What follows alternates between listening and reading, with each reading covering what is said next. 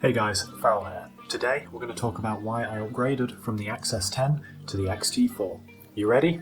Let's go. So, let's talk about the pros of the X-S10 and then the pros of the X-T4, the main reasons why I changed. Starting off, the X-S10 actually has a really good grip, the best I've used on the entire Fujifilm lineup. I do feel it's very secure to hold. I actually prefer this over the X-T4 grip. There's a lot more reach to hook your fingers around, but it does take away from that conventional Fujifilm look. The next thing is that the X-S10 actually has quite a small body in comparison.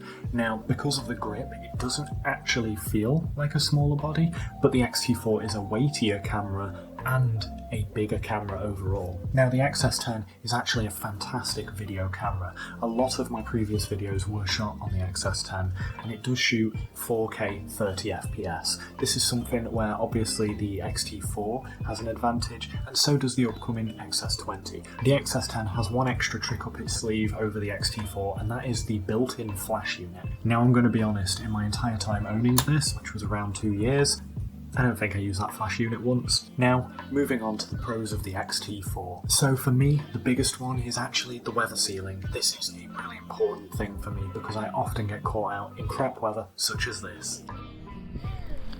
This is our view. It's rain, just rain. It's something that I appreciate a lot of people don't need, especially if they're just trying to buy a family camera. But for me, as someone that is often travelling and taking pictures at the same time, I want to take those pictures no matter how bad the weather, so this is an important one for me. The next big thing is the better battery life. Now, it's not a small improvement on the battery, it's actually quite a hefty one. In some cases, I am finding that I can go a whole day just on a single battery, which was almost impossible on the previous Fujifilm batteries. The next huge pro for the X-T4 for me is the fact that it actually has a dual card slot. Now, I shoot quite a bit of professional work, and the X-S10 only has a single card slot. All of the cameras I've used previously for paid work have been on single card slot cameras, but having that backup is nice to have in camera. The next advantage of the X-T4 is that it does shoot 4K 60. Now, for me, this is not that much of a pro. I generally do all of my YouTube videos in 4K 24p, but it's not just 4K 60 that you're getting. You're getting 10-bit in-camera, whereas the X-S10 does 10-bit external, and you're also able to shoot in the H.265 codec, which currently the X-S10 is also not able to shoot in. Realistically, the 4K 24 of the X-S10 is going to be more than enough for the majority of people, but this is something to consider again if you're doing more professional work. If you're doing stuff on YouTube, there's a very fair chance that you just don't need 4K 60, so bear that in mind. So along with the weather sealing, another big pro is that this camera is just a little bit more durable. Again, because I use it for professional work and I use it for travel, I do want something that can take a little bit of a beating. Now, the X-S10 by no means felt like a cheap camera, but it definitely felt a little bit more fragile than the X-T4. I genuinely feel like I could beat someone to death with this camera and then carry on using it after to photo the crime scene. Now, there have been a couple of other improvements. The mechanical shutter is slightly faster on the X-T4, the burst rate is slightly increased, the amount of frames that you can shoot in a second is increased. There are some minor changes with in-body stabilization, which are frankly not at all noticeable because once you've got IBIS, it is a bit of a game changer, and the IBIS in the X-S10 was fantastic. However, I can't feel a difference shooting the X-T4, and with that in mind, I am using the lenses where I should feel an extra stop of stabilization,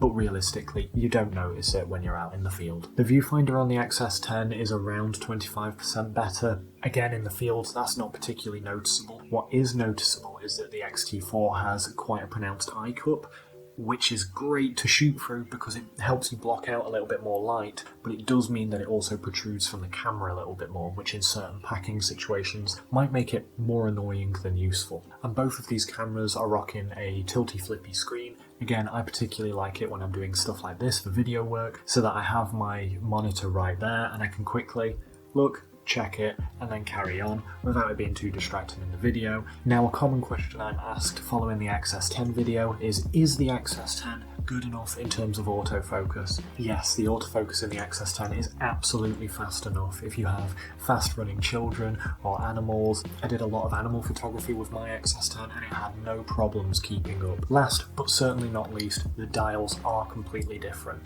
Now for me, I do like having the front manual continuous and single focus switch on the X-T4, and I really like having my ISO and shutter speeds on dials.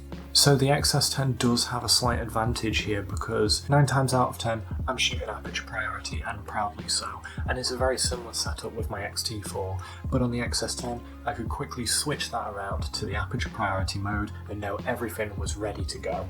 With the X-T4 I do have to check some of the other dials to make sure it's not actually going to affect my process, and the X-S10 has very quick access to some custom settings on the dial itself, so there is an advantage to both cameras in this regard. Overall, so far I'm absolutely loving using my X-T4, and I'll give you a further review down the line.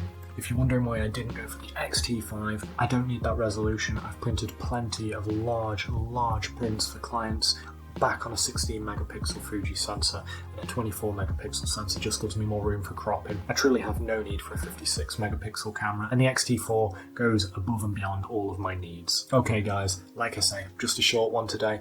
I hope this was enjoyable for you. If you have any questions, throw them down in the comments. Alright, peace.